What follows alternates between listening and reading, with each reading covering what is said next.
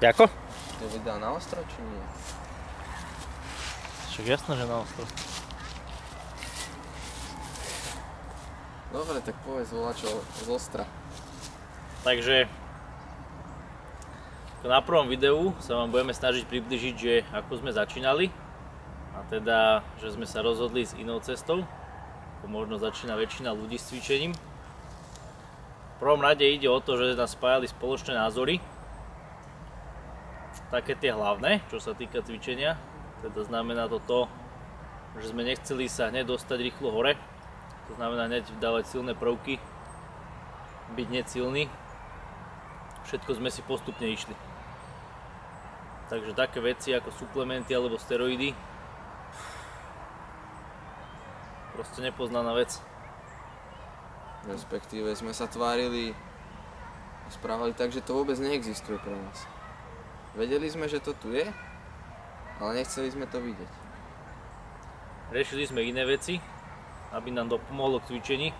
Boli hlavne čo sa týka psychiky. Takže začali sme zvyšovať energiu psychiky a tým pádom aj tela. Veľký rozdiel v tom je hlavne tento. Dvaja cvičenci. Jeden neužíva suplementy a steroidy a druhý áno. Jaký je rozdiel? Povieš si, ten jeden má pokrok a ten druhý má slabší pokrok. Veľký rozdiel. Iné cesty, iné prostriedky, ktoré na tej ceste nájdeš a môžeš používať. To znamená, ak máš pokrok so suplementami a steroidmi, iné veci neriešiš. Si spokojný, uspokojí ťa pokrok, ktorý máš a si zaň vďačný. Neriešiš nič iné. Proste napreduješ. Čo by si iné riešil? Si spokojný. Je tam spokojnosť a pohodlnosť. Keď nemáš ten pokrok,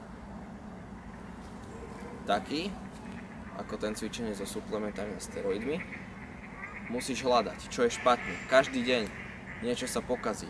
Rovnaký tréning neprichádza do úvahy. Stále skúmať a badať. Zistíš veci, ktoré ten druhý nikdy nezistí. A to presne sa nám stalo. Stalo sa nám to, že sme našli veci, ktoré vám budeme ďalej rozprávať. Veci, ktoré nám dopomohli k výsledkom, aké máme teraz. A ľudia s tými suplementami a steroidmi, budem sa opakovať, nemajú šancu ich vedieť.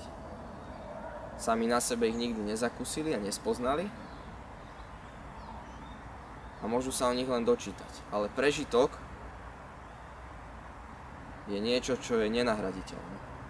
Ide vlastne o to, že v čím ťažších podmienkach človek žije, tým silnejšia obrany schopnosť sa vytvorí. Takže v podstate ide o to,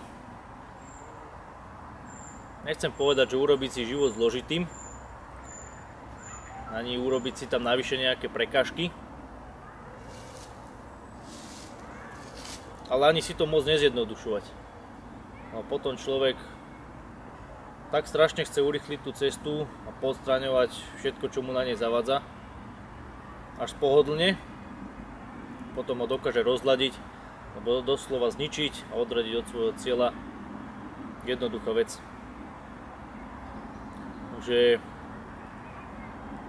tým, že bojujete každý deň a čím tvrdšie bojujete, tak tým vzrastá vaša vôľa, taká túžba potom dosiahnuť požadovaný výsledok. Takže netreba sa bať toho, vybrať si tú ťažšiu cestu, lebo na nej pozbierate ďaleko viacej skúseností, informácií, ktoré vás samozrejme oddelia od ostatku. Tým pádom môžete ďaleko prekonávať celky. Takže tak.